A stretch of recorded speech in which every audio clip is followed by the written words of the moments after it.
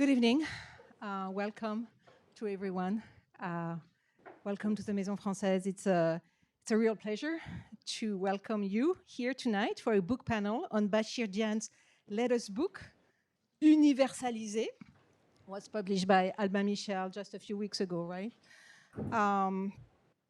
And to have this book panel with two wonderful colleagues in the French department, Mame, Fatou-Niang, and Thomas. And actually, we didn't discuss which one wants to speak first after Bachir. It's going to be organic. Okay, excellent. Going to reef. Excellent. Okay.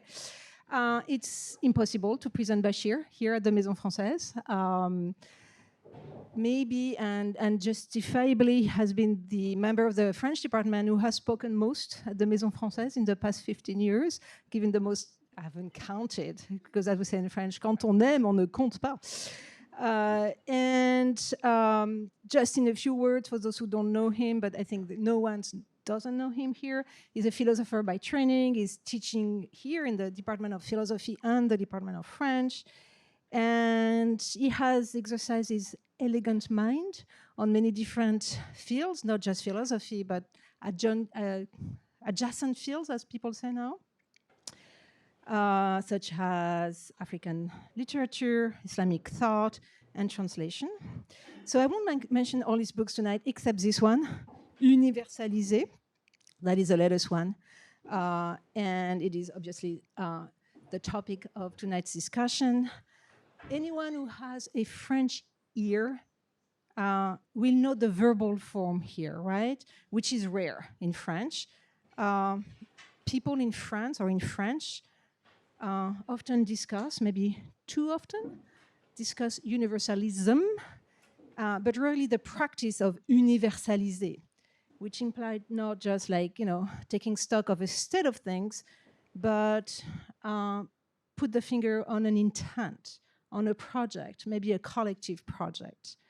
So let me simply say that in many ways, from his very first book on Boolean logic, Bachir has been after the universal, or have been after the practice of universaliser, right? From logic as a mathesis universalis, right? A way of organizing the knowledge to identify forms and combinations, a combination of forms that would apply to any science, to the translation of concepts from one culture to the other and their limits. It has been a recurring quest in his work. So we are absolutely thrilled, not just about the book, but to hear him tonight reflect on this dimension of his work.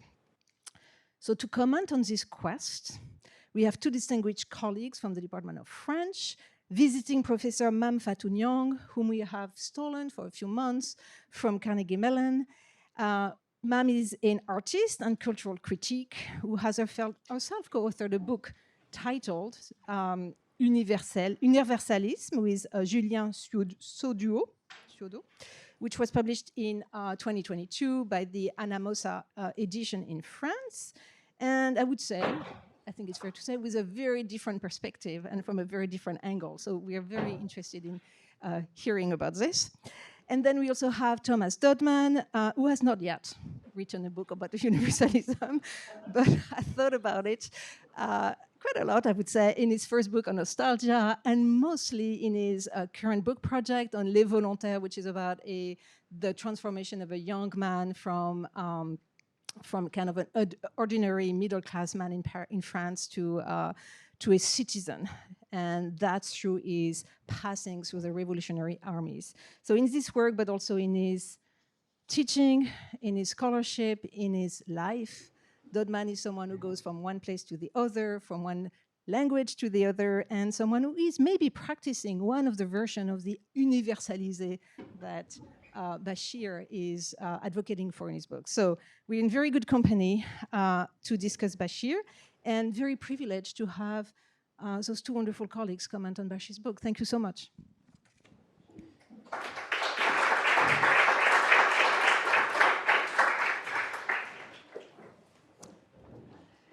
Thank you. Merci infiniment, cher Emmanuelle. Thank you to all of you for coming and for welcoming my Universaliser book and the smaller book. Both of them are small books.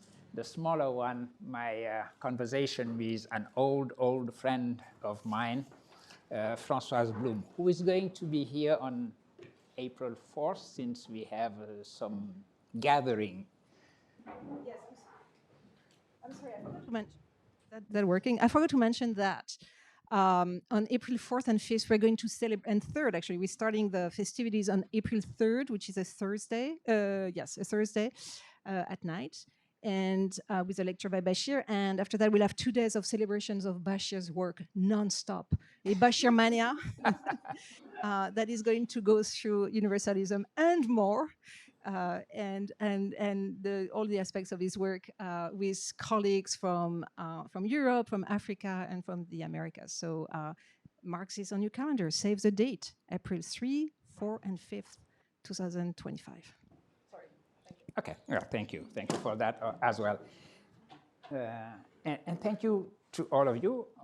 And I'm so happy to see so many friendly faces of friends.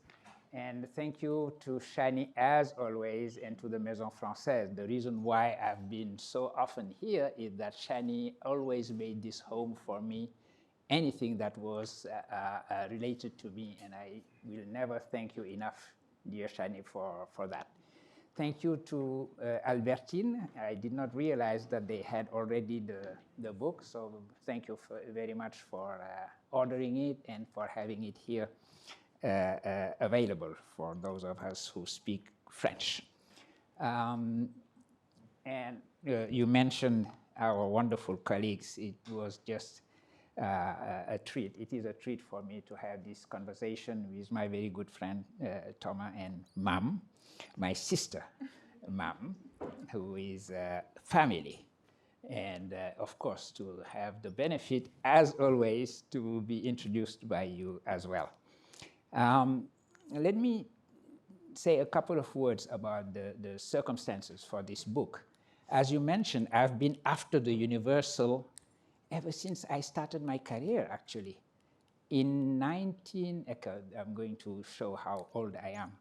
In 1982, no, 84, when I was invited as a young assistant professor, I was already back in Senegal. By then, I had finished my time at École Normale Supérieure, and I went back home, and I had started teaching as an assistant professor at University Cheikh Anta Diop of Dakar. I was invited to the University of Bayreuth in Germany for a trimester. I mentioned that in my autobiography, Fagot de ma mémoire, and I mentioned that this was the very first time actually I met Ngugi wa Thiong'o, the Kenyan writer Ngugi wa Thiong'o, because we shared the same big house that was given to us for a few months by the University of Bayreuth. And I was supposed to interact with the faculty, to interact with graduate students, etc., and at one point give a big lecture. And the big lecture open to people outside of the university that I gave was on the universal. And the title of my lecture was Difficulté de la notion d'universalité, the difficulties of the notion of the universal. I had just at that point read a book about universal by French philosopher Emmanuelle Levinas, his book on Humanisme de l'autre homme, which is a very special book by Emmanuelle Levinas. And this was my first encounter with a concept that is going to become central in my work, which is the concept of universel latéral.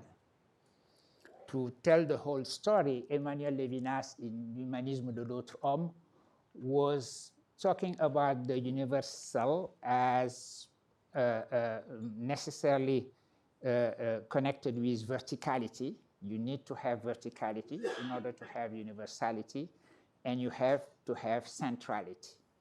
both making Europe exceptional and the receptacle of the universal. For him, Europe needed to be at the center of the world and give orientation to the rest of the world, and also to be in a position of verticality to just shed light, to enlighten the rest of the world with the light of universality.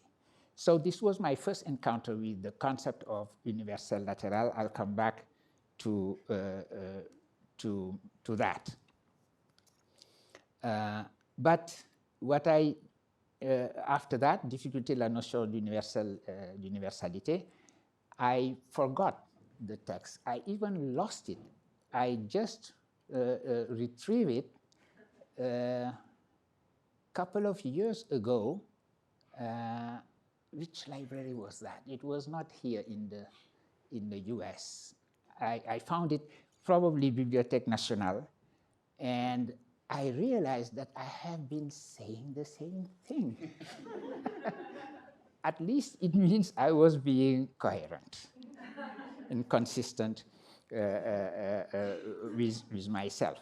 But what actually triggered this book was an invitation, a first invitation that I got from Francis Wolff, who was then at the Department of Philosophy of École Normale Supérieure.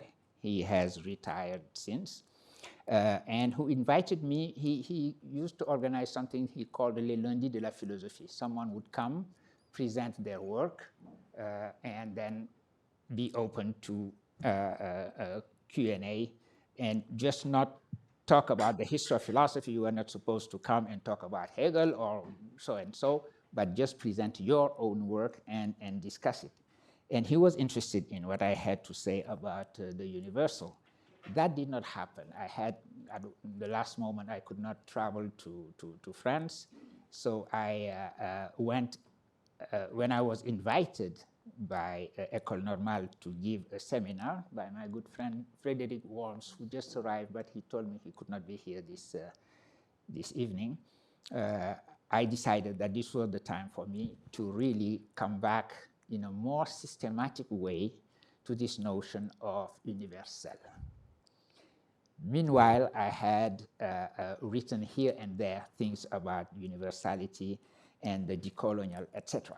And I have written in particular about a few authors considered post-colonial or decolonial authors. And I have found that what I tried to say in that lecture I gave in Bayreuth when I was this young man on his way up with my afro hair, well, I have picture. I have a picture of mine. I have a picture where I have my big afro at the presidency of Senegal shaking hands with Léopold Sédar Senghor. That's for the Bachir. Yeah, that's for the Bachir. Yeah, and Senghor, who, by the way, is a herald for civilization of the universal. This is not very well known, but it is interesting to see that the authors in the plural who wrote about negritude seems to be the most particularist possible philosophy, are in fact universalists. And this is also something important that I want to mention. The importance of universalism for Léopold Sédar Senghor, the civilization of the universal, for Aimé Césaire, who was after universal humanism, and for Frantz Fanon. There is the legend that Frantz Fanon is not in that category, that he was the one who opposed negritude, who opposed Senghor and Césaire, which is absurd for a question of chronology in the first place, and second, because there is nobody who is more universalist than Frantz Fanon. You can only say that he was not for the universal or on the side of the universal if you do not read the last pages of Peau Noire, Masque Blanc, or the last pages of Les Damnés de la Terre. In both those books, he ends on a real universal song. I could call it a song because he becomes very lyrical in those pages when he is really calling for something universal to happen. So I was on those lines. Now, let me retrace the genealogy of the concept of lateral universal. And I would start with the father of phenomenology, Husserl, Edmund Husserl. Husserl had this lecture in 1935 in Vienna, a very famous lecture he gave in Vienna that was entitled The Crisis of the European Humanity. 1935 means that Hitler,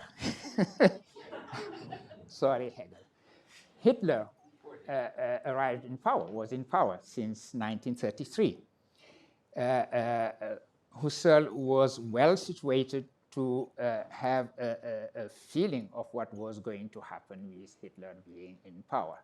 First of all, he was almost kicked out of the university where he was, and his disciple, Heidegger, was getting close to the Nazi regime at that time. So Husserl had a good feeling of what was going to happen, and he thought that Europe was really committing suicide in a way that was close to its own suicide. So the lecture he gave in Vienna needs to be read in that context, where he was, in a way, calling Europe and asking Europe to be truly herself and to recollect herself and reconnect with the very spirit of who she is. And he insisted on the exceptionalism of Europe as precisely the bearer of the universal. That form of universalism is what Levinas also had in mind. Actually, when you read the text of Levinas, there are many phrases that are a paraphrase of Husserl's lecture during that Vienna event. So what Husserl was saying was that Europe, and he called Europe, and he said that Europe was not just continental Europe, but Europe plus all the dominions, the United States, Australia, New Zealand, basically the white word. That is how this has to be understood when he talks about Europe. So it was something very,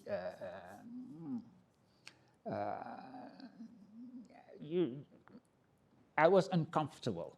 I have always been uncomfortable reading that lecture by Husserl, although I could understand why he was so adamant about Europe being herself again. But herself meant that precisely that Europe had to understand that she was uniquely situated as being the philosophical continent, the continent of philosophy, the continent of universality, the continent of logos, and so on and so forth.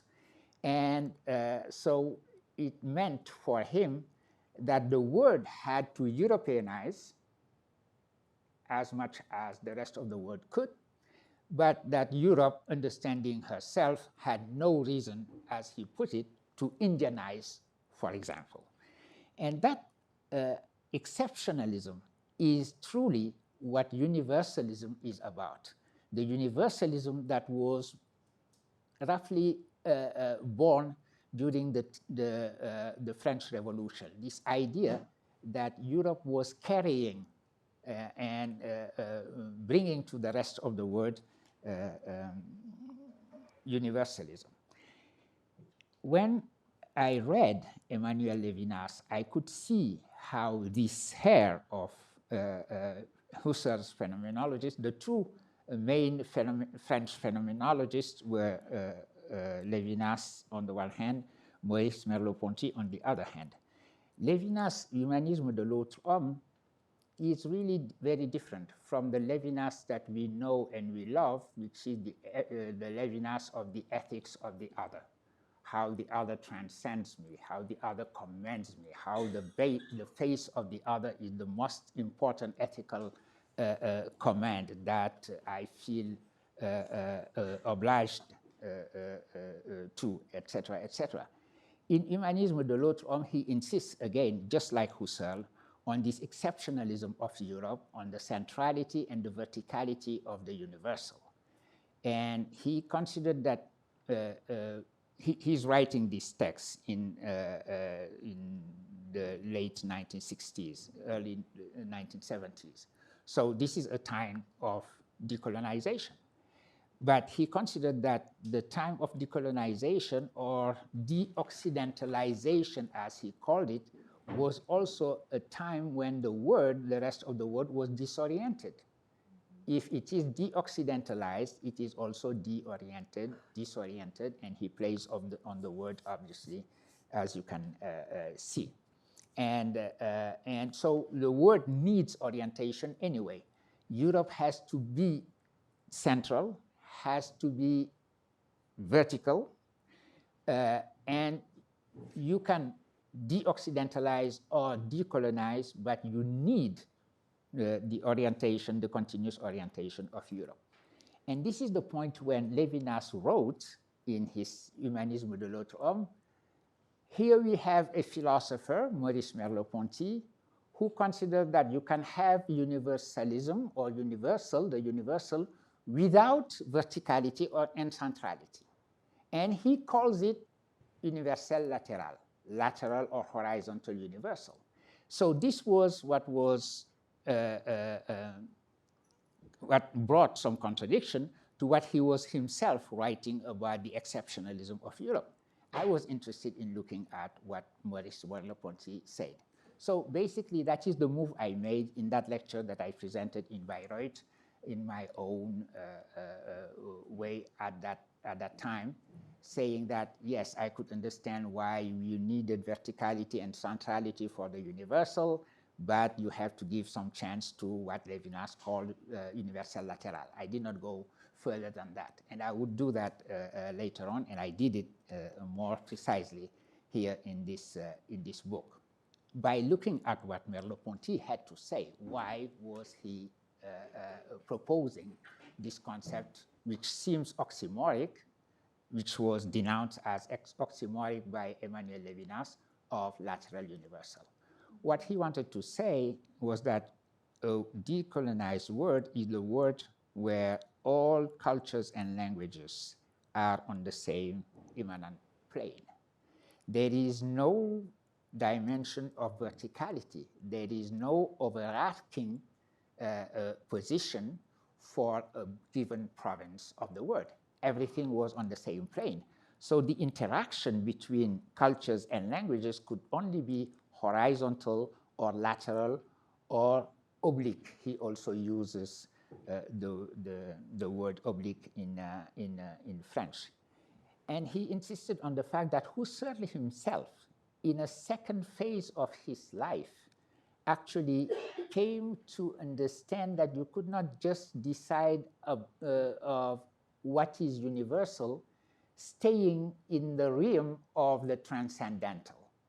In other words, the idea that you have to get rid of historicity, of the social sciences, of historicism, in order to understand things from the standpoint of the transcendental. Let's say, for example, when you have to understand language, you have to give yourself first a pure grammar. This pure grammar that is the grammar of the transcendental language in general, and then you would look at the actual human languages that we speak as more or less perfect incarnations of that universal grammar. So toward the end of his life, and in a second phase of his career, Merleau-Ponty insisted, Husserl had changed his mind and understood that, for example, in order to understand language, you have to look at the languages that the human beings first speak. You cannot do it this other way around by defining the pure language and its pure grammar and trying to then descend from there, go down from there to the languages that we speak. So this flattening actually on the horizontal plane was also a gesture made by Husserl according to Merleau-Ponty. In a word, he insisted on the laterality of the universal, the reason why, and I constructed the concept of the lateral universal, took seriously the notion that understanding the lateralism in this case means understanding is akin to learning a language from your own first or native language, entering another language, which means being able to decenter yourself. That is how I started developing this notion of universal lateral. So when I decided to accept the invitation of École Normale and go to École Normale Supérieure and teach my class on universal, that is what I plan to do. Just explain the importance of the lateralism or multilateralism when we consider the universal. And I had very nice discussions with my students there. And this is what brought me to the idea that the best way to express what I was trying to say with Merleau-Ponty's lateral universal, I had the best choice was to say it with the verb universaliser. Because what the verb universaliser brings to the table is the notion of universal as a practice or a praxis of universalization. In other words, if I say, okay, we get rid of traditional universalism where Europe is the center of the world. Now we are dealing with a lateral universal. The good question raised by good students would be, okay, what does a lateral universal look like? Okay, could you show us a lateral universal? Of course, I could not pull out of my pocket any lateral universal. But what I could say is lateralism supposes negotiation. Negotiation that could be messy, chaotic, with misunderstandings, with untranslatables, etc. And that the very process of being together was the most important aspect of the universal. The universal after colonialism would be that universal of negotiation, of translation, messy as negotiation is or translation is. That is the move I made thanks to the students that enrolled in my seminar at École Normale, and thanks to their questions. This is why my thanks to them in my book was not just you know, the traditional acknowledgments of whoever you have met and had coffee with while writing your book, but it was truly acknowledging what they brought to the table and how they made me move from the concept of lateral universal to the verb universaliser and the practice of universalism. Now I could have examples. Let me give you an example. In 2010, our good colleague here at Columbia, he's not our colleague anymore, I think he's teaching at Princeton, Samuel Moyn, who was the Yale. Same thing. So Sam Moyn wrote a wonderful book titled The Last Utopia, with the subtitles The Human Rights in History, that I reviewed. I don't remember which journal I reviewed it for, but in that book he raised the question of actually when could we say that this was the real breakthrough when it comes to universal human rights. And he mentioned many different hypotheses. One was that human rights could be associated with a Stoic philosophy. Why not? Because Stoicism is this idea that there is a pervasive logos with capital L in the word. Reason is at work in the word, and each human being, each of us, is a parcel of that logos, and that is why we are citizens of the word, logos, logoi of the big logos, and rights are attached to us because of that.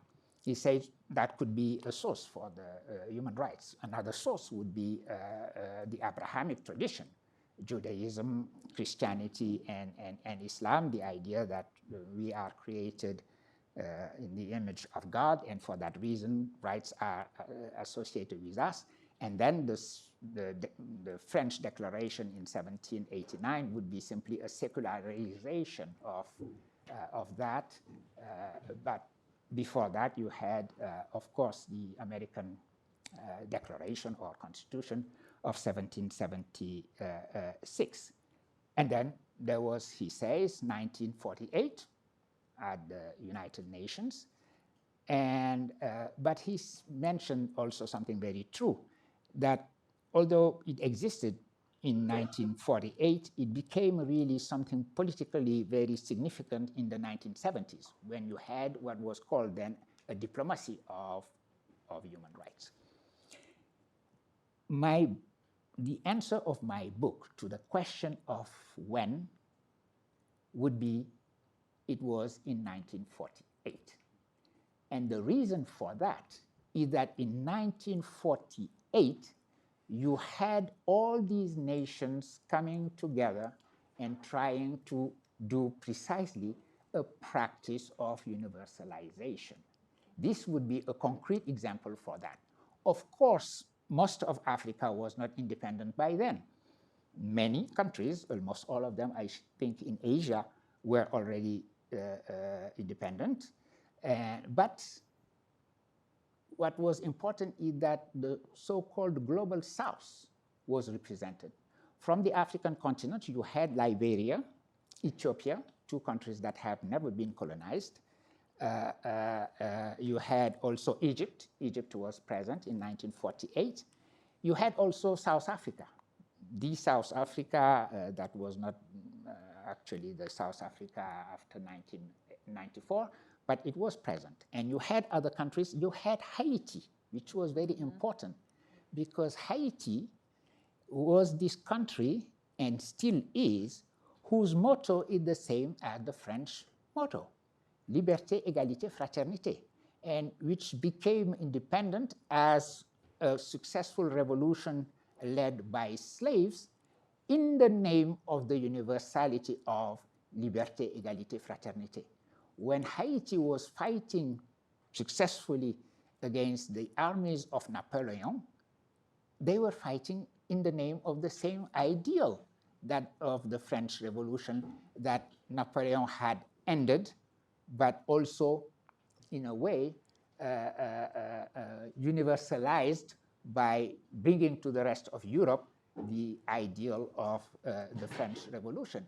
But in this case, Haiti's revolution was saying basically, well, liberté, égalité, fraternité, that is us.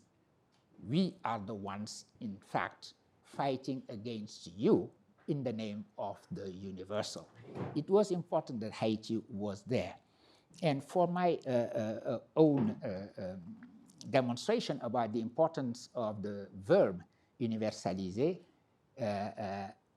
it is important that this negotiation, which was a difficult negotiation, the United States and Madame Eisenhower played a huge role in that negotiation, but the United States did not want to hear about anything looking like social rights. The Soviet Union wanted to speak only about social rights. Saudi Arabia did not even understand why we were discussing universal rights, because everything was already in the Quran, so who needed anything like a declaration, etc., etc. You had many different positions. And in the end, they came up with this universal declaration. And they did not call it international, although the negotiation was international technically and etymologically because you had nations discussing together. It was called universal.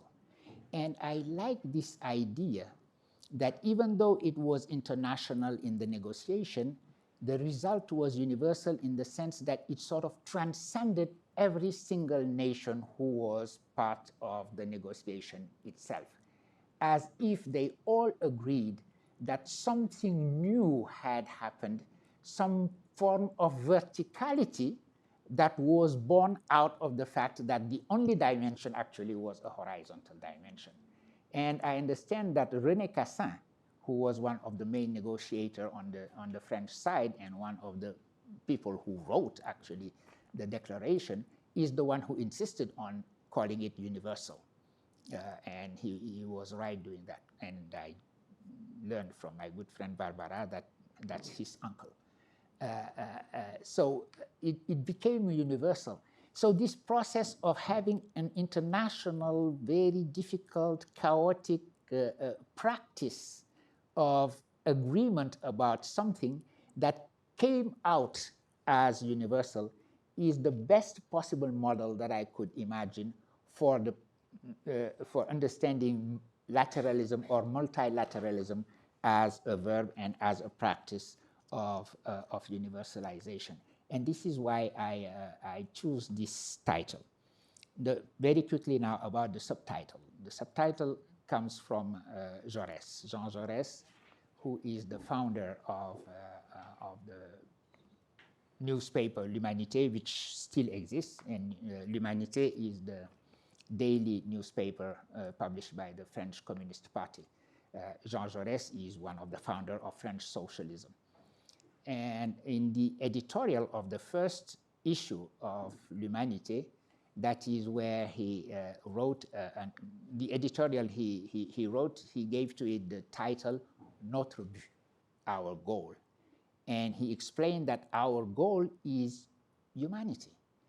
And our goal is to make sure that every single parcel of humanity in this fragmented world, and he knew what he was talking about because he was seeing all the premises of what ended up being World War I, and he was assassinated as a pacifist that he was at that time. So he thought that the whole goal was to overcome the fragmentation of humanity and create one humanity, the very first universal as humanity being humanity itself. So here is a socialist who is fighting against inequality. So he is not naive. He does know that you cannot be one humanity if you have inequality within nations and between nations as well. And at that time, he had evolved from a first understanding of what colonialism was, because he was the tradition of the French socialism at that time was the tradition of Jules Ferry, who famously said that colonialism was about bringing the inferior races to the level of us, the superior races. And Jaurès started with that rhetoric of the superior races and the inferior races and moved very quickly towards a form of cosmopolitism and internationalism, socialist internationalism, that made him think of humanity as the very first universal and as our goal. And he identified socialism to precisely the movement towards the goal of creating humanity by overcoming differences and inequalities within nations and between nations. It seemed to me that this is exactly the same program that we have today. That universaliser means that we have to have as our horizon this idea of one single humanity. That is where I am considered naive and or too optimist, as you could say. And very often when I'm interviewed, I've been interviewed quite a few times these past weeks, it's always, okay, how can you say that given what is happening? And it is so easy to find in our world today counterexamples that seem to indicate that what I call here in the book, following an old friend of mine, I mean, he's old, but he's a friend of mine, Heinz Wiesmann, aspiration à l'humanité. He believes in that. And I believe in this aspiration à l'humanité. I don't believe that naturally human beings are walls for one another. But of course, all the counterexamples are here, seeing to say something different. But either you accept the skepticism about any possibility of thinking something like humanity, and you become cynical, or you think that humanity is not a given, but a principle. Of course, you are never going to have humanity as the conclusion of an argument where you put down a certain number of premises and you say, my conclusion is humanity. It cannot be a theoretical conclusion. It has to be a practical principle. And this is where this notion of the practicality of the horizon of humanity meets what I call the practice of universalization and the verb universaliser. The virus knows that we are one single humanity. We need to be taught by the virus that indeed we are one. So that was what I tried to say in this book. Thank you.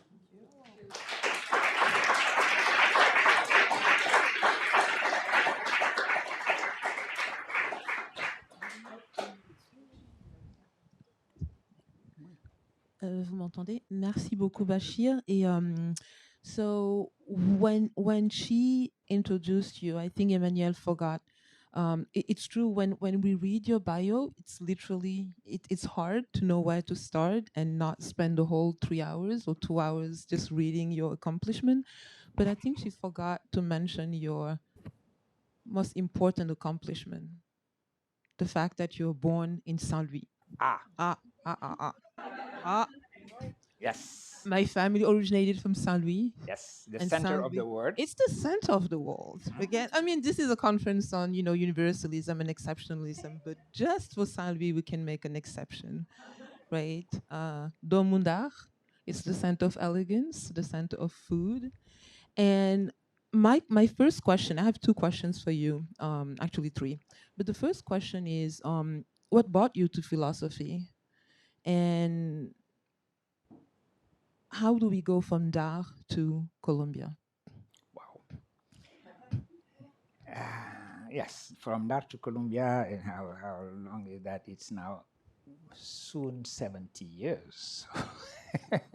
So, but Dar is important. The city I was born in Senegal, yes, was one of the most cosmopolitan cities in Senegal, in West Africa, in Africa, in sub-Saharan Africa in a way.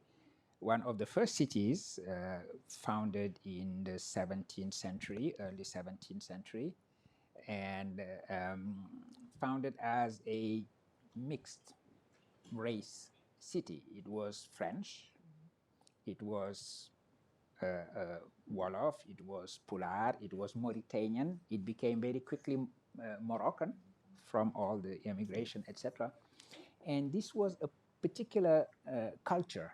The Saint-Louis culture is very special, and that is one of the reasons why this mixed nature of Saint-Louis explains why it was not a colony proper.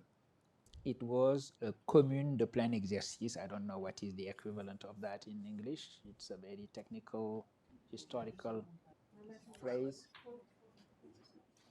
Meaning that people who were born in Saint-Louis and later on in Dakar, Rufisque, and Gorée were French. They were a French citizen. They were not French subjects. So, actually, my ancestors were French before people from Nice, I think, were French. So, yes. So, and that is important, yeah. That's the kind of education I got, the culture that I got from Saint Louis. And yeah, it gives you a form of, you mentioned elegance. That's why I wear a hat all the time. A form of elegance, but also special. And arrogance as well. Munuñu si dara, munuñu si dara. The reason I mentioned Saint Louis is I was just thinking that these two books are absolutely to be read together. And the reason I'm mentioning Saint Louis and the upbringing is that oftentimes you're asked if you are a African philosopher or a philosopher of Africa or a philosopher, somebody who's philosophing with Africa. If you are a Muslim philosopher or a philosopher of Islam or somebody who's philosophing with Islam. And the way these different pieces come together in the way, we are coming in the past 10 years, as you mentioned, we had colleagues, we had philosophers, friends of yours, who notice what you call un trouble dans l'universel. Books. You mentioned mine, but Alain Policard with Stéphane Dufoy, then Policard, I think, wrote something like 3 books, either on wokisme or universalisme, François Julien. Le constat est là. There's something going on with Universal. And following what Francis Wolff said, faced with this with these troubles, and the idea that we have never felt that much as part of one humanity, as you mentioned. We've never felt that much as part of as belonging to one planet, but we've never been that separated, right? And you mentioned, writing this time in a post-COVID moment where we are all, or philosophers are thinking about how to create, how to live in le monde d'après, right? The world after the virus, how we were confronted with this tiny, tiny little thing that did not respect either borders or the GDP of countries. And faced with that, what is a philosopher to do? We have 2 choices, either to try to reinforce the existing order or reintroduce the order that is disappearing, or question foundations. And this is what you try to do. And you tried to do that.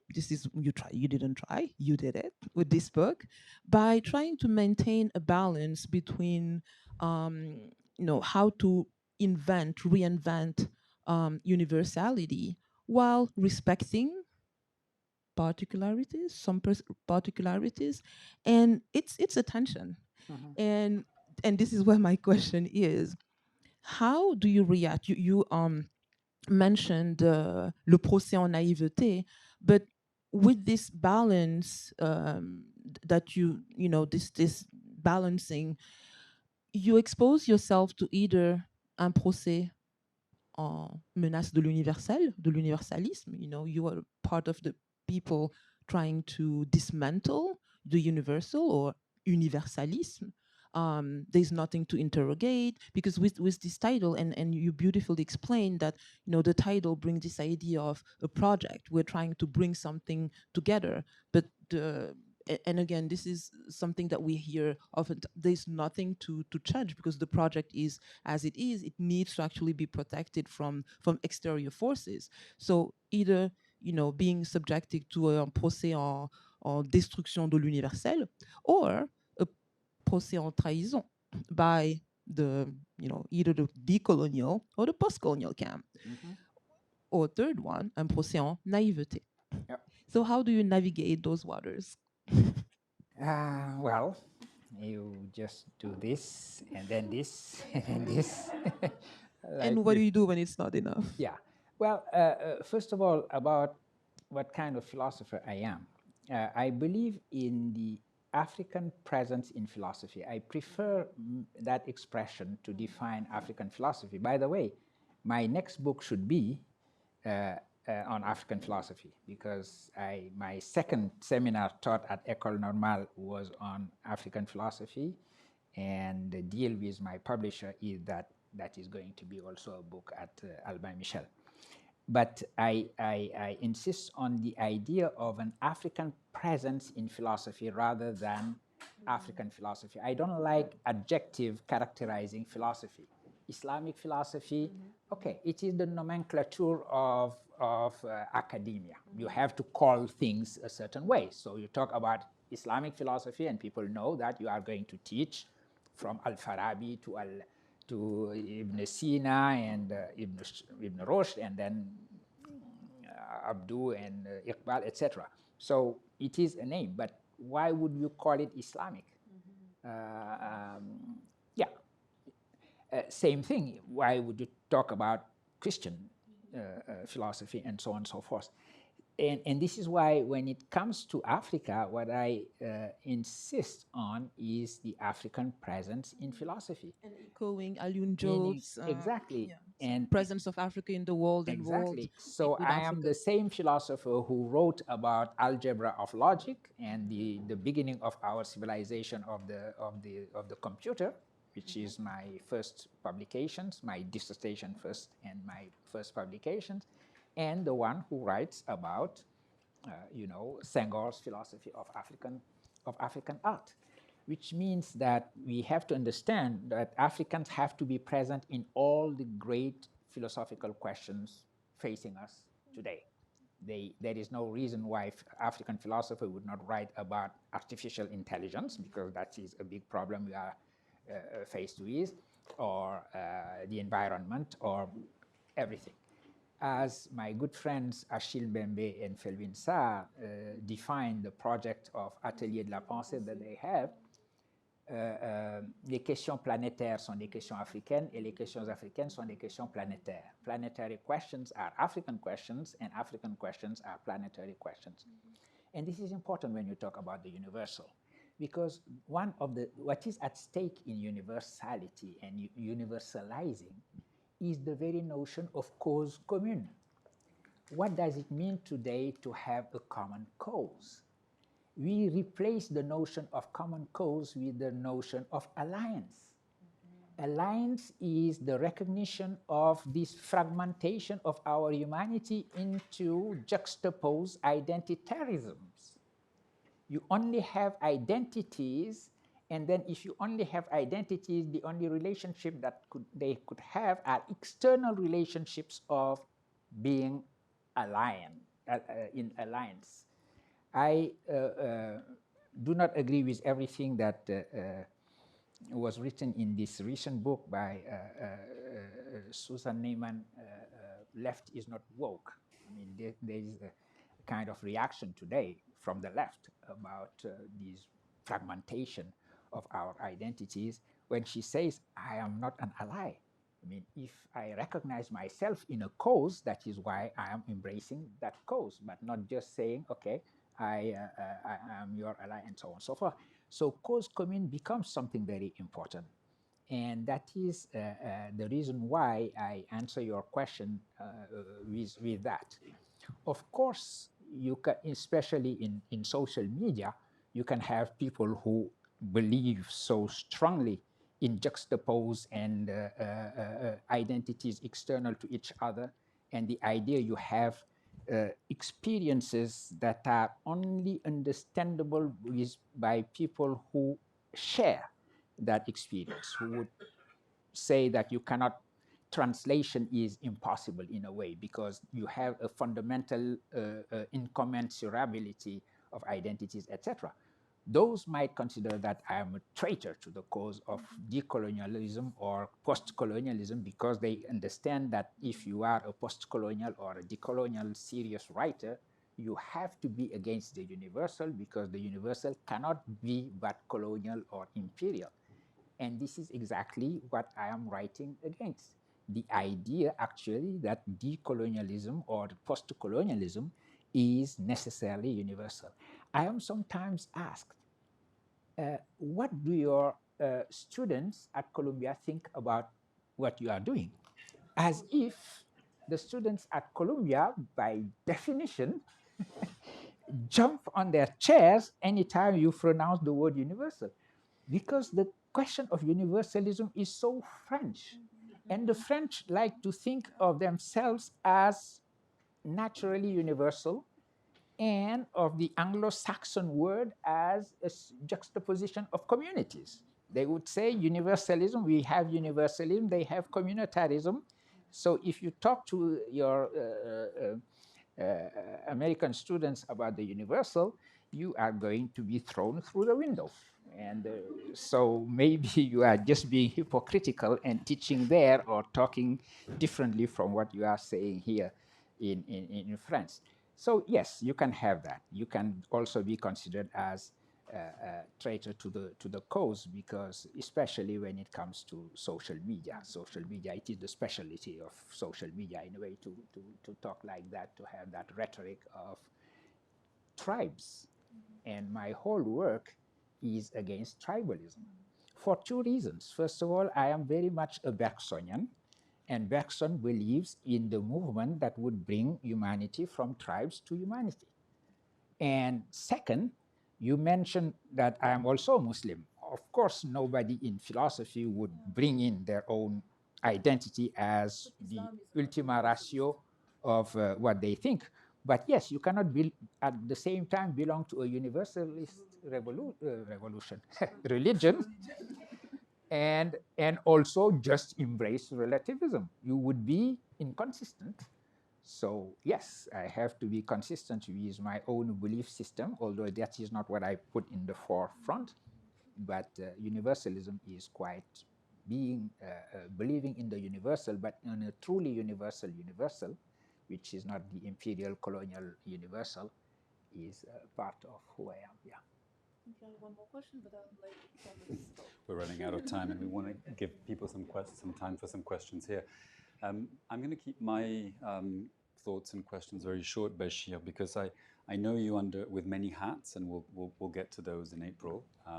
But the one I think of primarily when it comes to you is the hat of the philosopher of translation, and I think this book does a wonderful job of showing this lateral move and how translation is this movement of encounter with another in a synchronic sort of plane. And you have this wonderful phrase by Merleau-Ponty, the mise à l'épreuve de l'autre par soi et de soi par l'autre, the questioning of the self by the other and of the other by the self. I suppose that would be a rough translation. And in a previous book, the Langue à Langue, if I remember correctly, the title, you go at length about how translation can be a form of domination, a form of colonialism too, but ultimately should be viewed as a form of hospitality of the self to the other. But what I've discovered in this book is a new hat that you have, the hat of the critical theorist and the critical historian. And how you engage with a different kind of translation, which is the translation across time, the translation of diachrony. And I'm thinking in particular of something you brought up in response to Mame just now about the fact that we don't need to throw away the baby with the bathtub, universalism with Western universalism, because Western universalism, Western philosophy itself was not as Western as it tends to think of itself. And that's something that you show very nicely here, and it's something that I think us who teach in contemporary civilization here at Columbia have been engaged in and for quite some time. And Emmanuelle knows quite a bit of that, having chaired contemporary civilization for a few years, and how we're trying to decolonize the canon from within the canon itself. So I think of it as a critical theory move, because it's not a coming from the outside, but it's actually working from within immanently to criticize with self-reflexively the tradition itself. And you do a similar kind of move in this book that I think is very interesting, and I'd like you to tell us a little bit more about, because it gives everybody here a sense of what this book is also about. Is you've mentioned 1948 as a key date, and the United Nations Declaration of Rights of Man. The other date that really sticks out here is 1955, 1956, a sort of biennial of those 2 years there. And so much is happening at that time. It's the Bandung Conference, of course, which, if placed at the center of our story, all of a sudden changes everything, because for the first time you have representatives from Asian countries, from African countries, some still colonized, some decolonized, that are coming together and that are thinking a new world, a new possibility. Simultaneously, roughly in a matter of months, you have the first Congress of Black writers and artists who are meeting. You have the Congress of the People in South Africa beginning a movement towards that will lead to the dismantling of apartheid. You also have Aimé Césaire writing to Maurice Thorez saying, I'm quitting the Communist Party and here's why, and trying to explain his position. And you also have Merleau-Ponty beginning to think about what will lead to that quote that I referred to before. So it seems as if it's a moment when alternative futures and alternative possibility opened up. You want to, if I understand you correctly, recover that possibility and see how it might operate. It might be made operational in the present with this new moment of universal. Let's say, or this moment of universal vulnerability that we've all experienced with COVID. But so I'd like to hear you reflect a little bit more on the work of the historian that you do here, and this sort of critique from within, and what kind of possibilities it opens up in the present. Yeah, absolutely. Well, thank you. I'm glad that as a historian you are mentioning that, and I did some history here because it is important not to think that you have this one single story of universalism coming from Europe globally and then the reaction of the colonial world to it. It is within Europe also, this questioning of the universal, and this is why I insisted so much on Simone Weil, the philosopher, not the one who held the flag of IVF, which needs to be held. So the philosopher, and Jean Jaurès, as I mentioned also. And even the immediate after World War II was a moment of possibility, of futurity in a way. This crazy idea that seems crazy to us, the crazy idea of turning colonialism into cosmopolitanism was agitated at that time. But it is very, 1955 was really, truly the most important point probably. And this is why Senghor, who lived through 2 world wars, I mean, he was young during the first one, but he lived the second one, he was a prisoner of war. In spite of those, said that in a way, Bandung was the most important event of the 20th century, because he thought that there's something fundamental in the very principles of what it means to be human, and was agitated during that conference. And you are right, after 55, you have the letter by Césaire to Maurice Thorez, etc.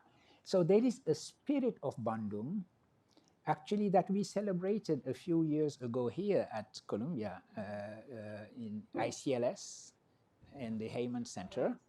And we, under the leadership of our dear colleagues Tatis Guguris and Lydia Liu, we celebrated the spirit of Bandung. And I believe in that spirit of Bandung as being the idea of going the movement towards a horizon of universality from the plurality of the word.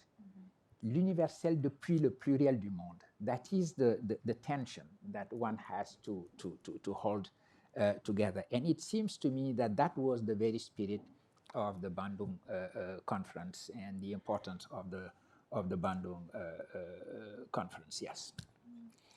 And this means that we do not have to have this kind of fundamental opposition that we are living in this fragmentation, when even in terms of knowledge, we are, opposing something we could call epistemologies from the south to epistemology from the north, Western knowledge versus other knowledges. If a knowledge is a knowledge, it's just like philosophy. It is not Western. Unless it is not knowledge, I don't know why it would be characterized in that way. And so that is what I write against. Yeah. Thank you very much. Thank you. Thank you to our 2 panelists who already has very important questions. We have time for questions. I'm going to maybe start with one. I'm going to be the mean, not the mean, but like the impertinent. That's often my role here. The impertinent student who is asking a naive but maybe naive question.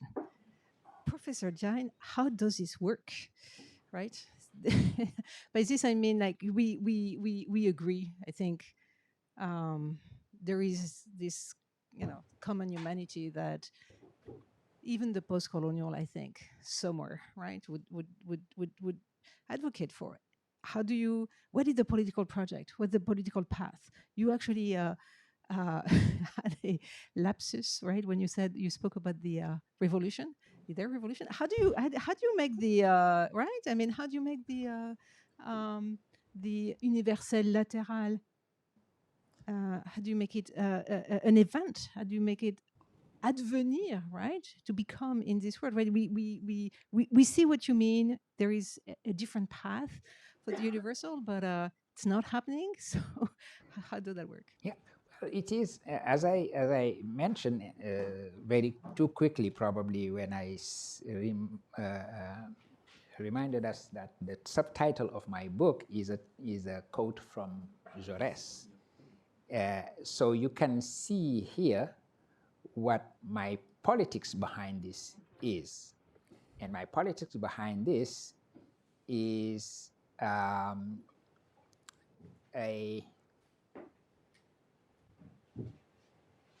spiritualist, humanist socialism as expressed by Jaurès. I quote a passage from Jaurès where he is even saying that this is somehow the true spirit of Christianity in a way. So this spiritualist socialism, I believe that socialism has lost its significance when it pretended to become something scientific. And Jeff, can I add that you end the book on that tone? You end the book by pointing out that until we have massive economic and social inequalities, this new apartheid, this systemic apartheid that you refer to repeatedly at the end, is going to be dominant, and we're going to be in tribalism rather than. So it's. I want to. I mean, I'm sorry to sound vulgar Marxist, but there is a socialist message here. Yeah, and I think that this is somehow also the example of Ubuntu, meaning that. I mean, right now, when you go to South Africa and you talk to the younger generation, they are very impatient with the word Ubuntu. You say Ubuntu, they want to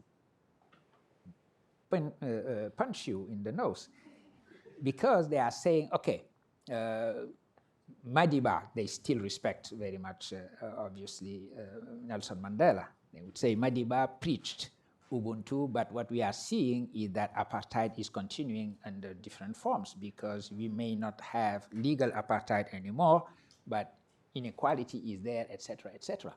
But the answer is precisely we need more Ubuntu. The idea that Ubuntu was not just singing together some kumbaya or we are the word, but it was a movement. Ubuntu is a movement. And this idea of l'humanité par les moyens, par les voies d'humanité, is precisely that. The goal has, the means have to look like the goal. In other words, you cannot just allow yourself anything.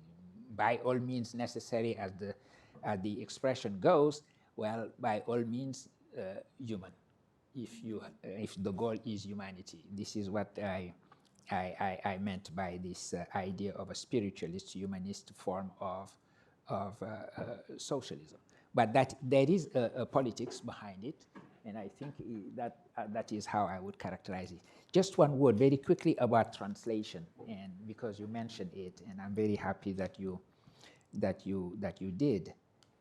Translation is very important as a way of thinking our humanity, and in this case, I am very much following philosophers of translation who, and I recognize that translation is also violence, can be violence. In the decolonial turn, of translation studies, we insist very much, and rightly so, on the violence of translation. Translating someone or a culture into the language of your own culture for your own consumption, etc., is a form of violence.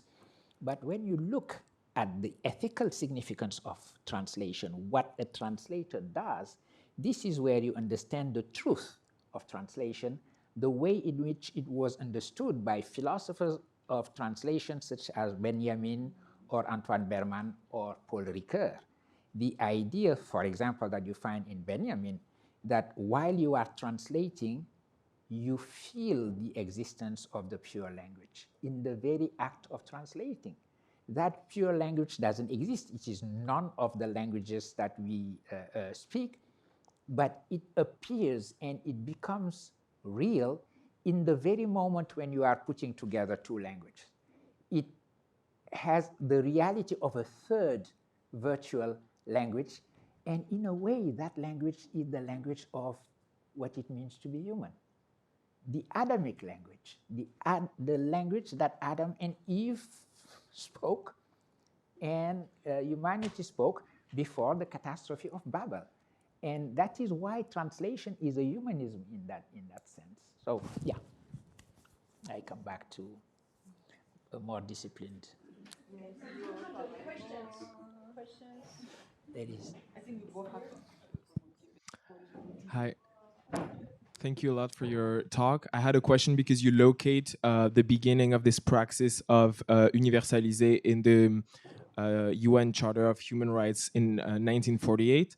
And as we see today and throughout the second half of the 20th century, the UN and its functioning as an institution is very much not saved from power dynamics that are, and the liberal political project that comes with its inherent violence and sources of coloniality, like the UN Conference on Trade and Development, shows very much that this praxis is never neutral in itself. So I was wondering, if, even if I know you don't reduce the praxis of universaliser to the UN, if you still saw it as the potential locus of this praxis, and if not only, in what other places and what other initiatives you saw today this praxis at work, or not at all. Thank you. Thank you. I thank you very much for that question, because you have noticed that my book is in a way a celebration of the UN. The idea of the lateralism of universal leads naturally to the question of multilateralism. And you are right about all the ills of the UN. If that is a space of universaliser, it is really not up to the task. But that is all we have. That is the point. The only space where 194, I believe, nations speak together, negotiate, etc., is the UN. But of course, the power dynamics are what you have described. For example, you have a Conseil de Sécurité, a Security Council. You have 5 countries who could just decide that each of them could just veto the rest of the decision of the rest of the humanity, and so on. You have a continent, a whole continent of 54 countries like Africa. None of them is represented in that Security Council. At the same time, again, that is all we have. That is where lateralism could happen. That is where the idea that when the UN says, we the people, it is none of the people that we have, but really the humanity as a people. I quote that in a, but so it means that the kind of work that we have to do is a work that we have to do also in there, that has to be reflected in the UN.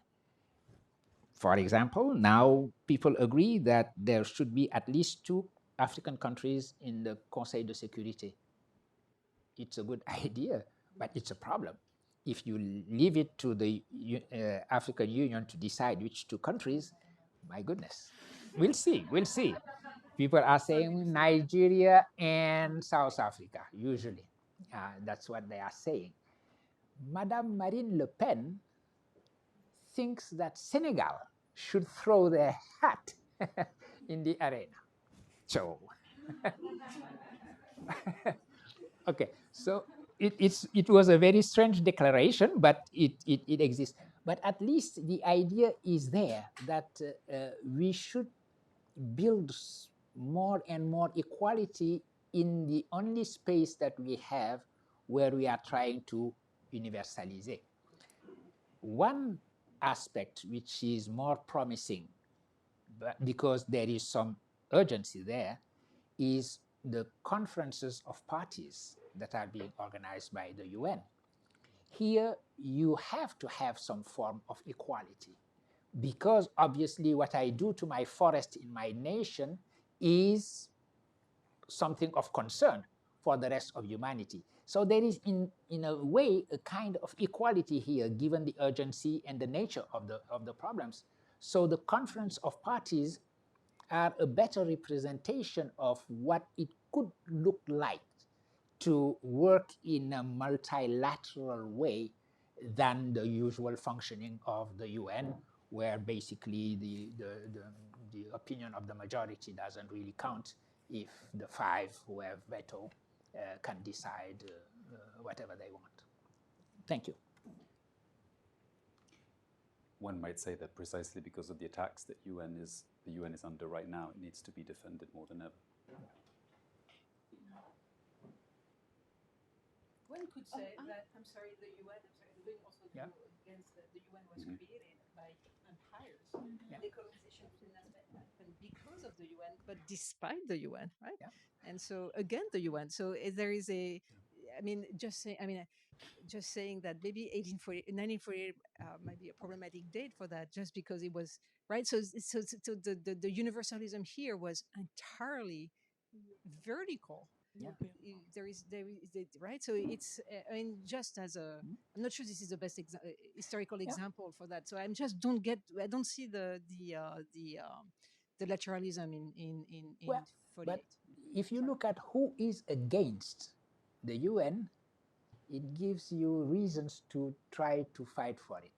Because among the 2 candidates that we have in our beloved US right now, there is one who probably might want to destroy the UN. Sure. And because there is a right wing of that party who doesn't understand why in the world the UN, first of all, are here when we have all these traffic problems every month of September, and what this thing is doing here instead of just doing the will of the United States. So it is still there. And in a way, we need a space like that when multilateralism is expressed, even if it is not fully respected. I just wanted to add, there's another space, which is the Intergovernmental Council on Climate Change, where nothing is passed. Everyone every country present has to approve of everything. Yeah. So one country can veto what all the other countries agree to. So, absolutely. Yeah.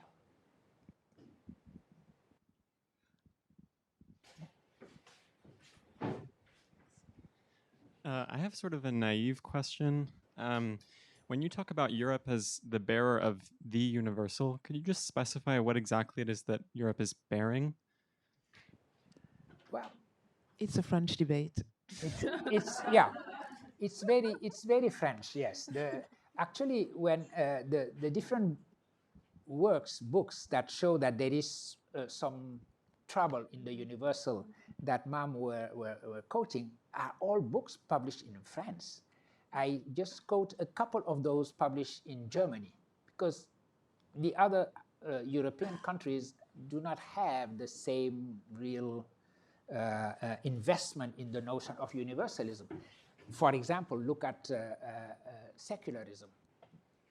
French laïcité is very special, very specific, because of French history. I mean, the laws of 1905 are the result of the history of the opposition between the Republic and the Church since 1789. And no other country has the same history. So if you say that laïcité is a universal form of laïcité, of secularism, you are turning a particular history into something universal. But yeah, as Valérie said, we French have the particularity of being universal. But well, of course, this is, you know, the narrative of France. The rest of the world doesn't have not necessarily to recite that same narrative. But yes, there is something very profoundly French in that discussion around universalism, and we have to take that into account. But identifying universalism with colonialism actually involves many more countries, because the notion of civilizing the rest of the world could be more generally European in this. And just one question, Bashir. So when we are trying to, so universalize, we have this notion of a movement, we're trying to reinvent the project. How do we go forward without, or how do we go forward with, I mean, I don't even know what the preposition is, considering the past that gave birth to the to this actual present, and that gave birth to this troubled present, and how do we reinvent or re-examine the past without opening, you know, door to resentment, which further fracture the world? This is why the Ubuntu, South African Ubuntu, is so important for me. The co-humanity of Ubuntu. The move that was a very hard move to make, to move from apartheid. When Mandela and Desmond Tutu decided to have this commission, Truth and Reconciliation, and to put that commission under the umbrella of Ubuntu, Desmond Tutu in particular made it clear that one has to know about the past for closure. A mother needs to know what happened exactly when their son left the house on one day of protest and never came back.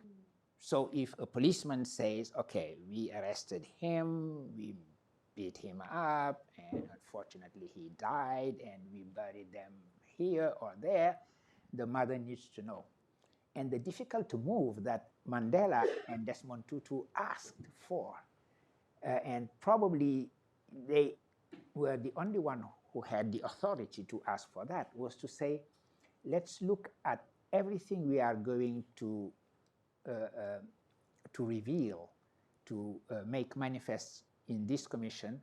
Let's think of it as a way of reaching closure for people who need to know the truth.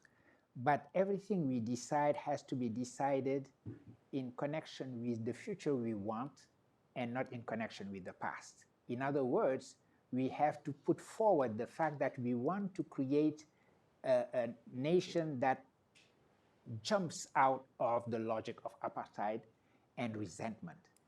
That is a very difficult move to make. It could be necessary, and this is also something that happened in Rwanda afterwards.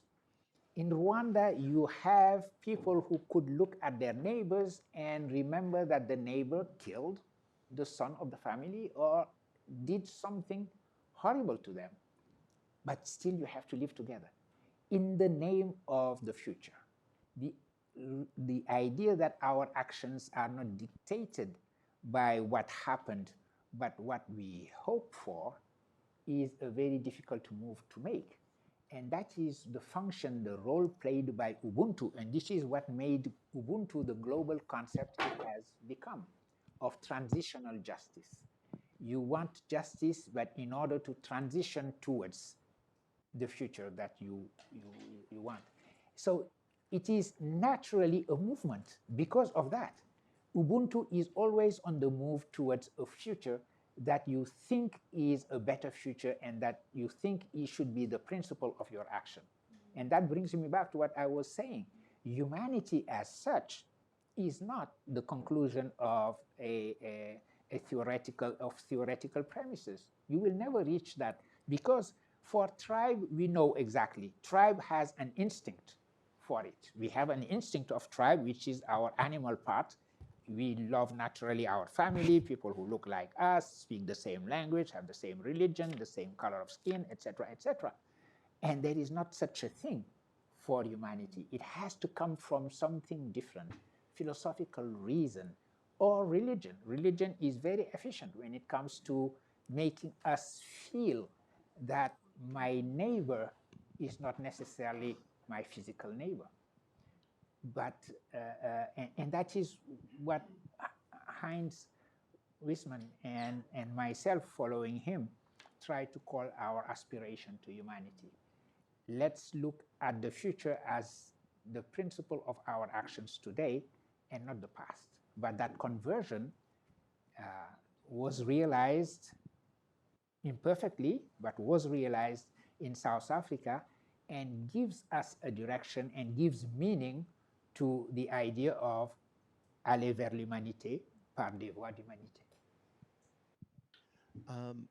I'm still puzzled, Professor Diagne, because I feel like how does the the philosophical conceptualization of the idea of the universal reconcile with the anthropological sense of the universal? What's your take on the essence of a human nature? And when you talk about the transcendental, what connects that transcendental with the earthly component of human being that we find it in this earth? I try to avoid the notion of human nature, but I strongly hold the notion of human condition. I do believe that we share a condition that is not a nature. I don't know what a human nature would be. For example, the condition of knowing that we will die, that of our vulnerability. Those would be what I sort of try to build our notion of humanity from. And actually, and this is why I have these few pages on transhumanism. And I believe that transhumanism is a false solution to that notion. And I agree again with Hans Wisman that transhumanism is not aspiration to humanity, but on the contrary, trying to escape precisely our human condition. Bergson wrote that religion can be seen as a response to the dissolving power of the intellect that reveals to us that death is at the end of our trajectory. So, and I believe that in a way, the transhumanism brings to that fear, natural fear, a false solution.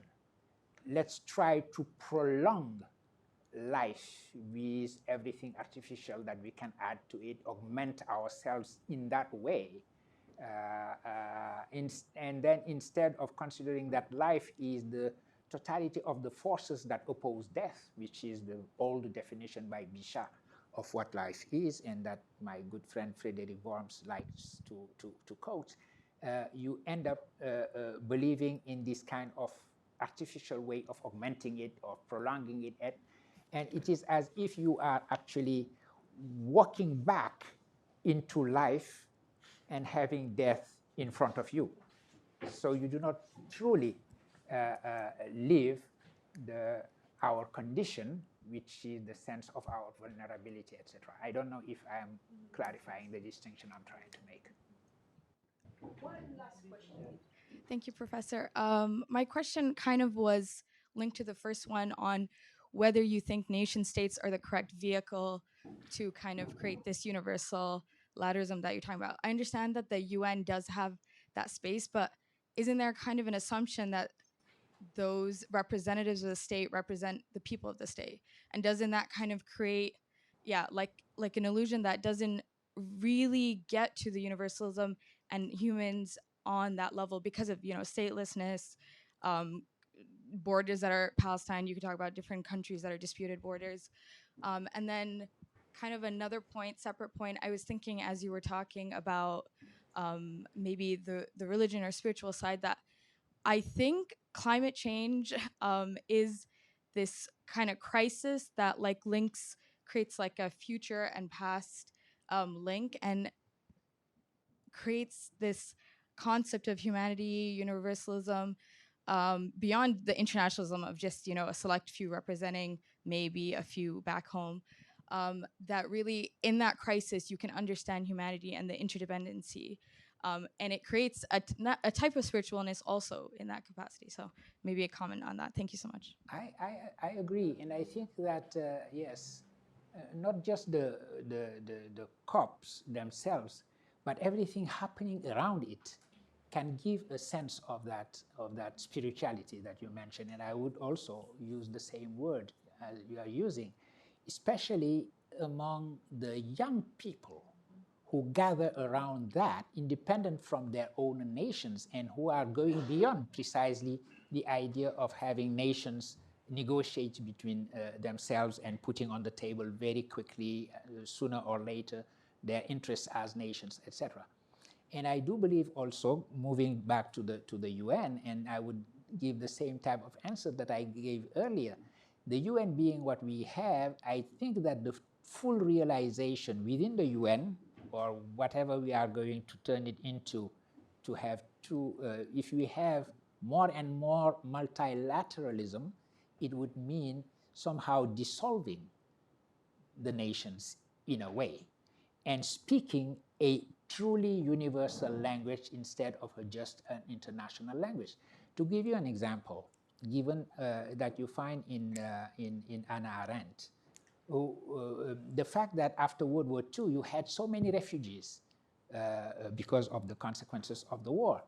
And traditionally, your rights are guaranteed by your nation. What happens if you are nationless, if you do not have a nation? And the idea, the famous expression by Hannah Arendt, the right of having rights, the idea that you get rights only because you are a human being, not because you are under the protection of a state or a nation state, because you do not have anymore a nation state. And that was guaranteed in a way, and still is guaranteed in a way by the UN or the organizations that are dealing with refugees and so on and so forth. So you see here that it's not just, a kind of club of nations, but that something is also happening underneath the nations, the way that all the events surrounding these conferences of parties are doing that. I was very proud, that was when it was happening in Scotland, when my son sent me a video of him speaking to other young people about how they saw the planet, etc., etc., regardless of nations. I mean, nations were meeting and discussing their own interests, and these young people were discussing together. Although it is very hard for young people coming from African continent to be there, because they have passports that do not pass easily ports, they were still managing to be there. But here is an aspect of the universalism that we need. One should have the possibility of free movement and understanding now the Stoic notion of human rights, meaning that we are all part of the Logos. So that should be our own passport, and this is how we become citizens of the world. Thank you so much. Thank you. Merci. Merci.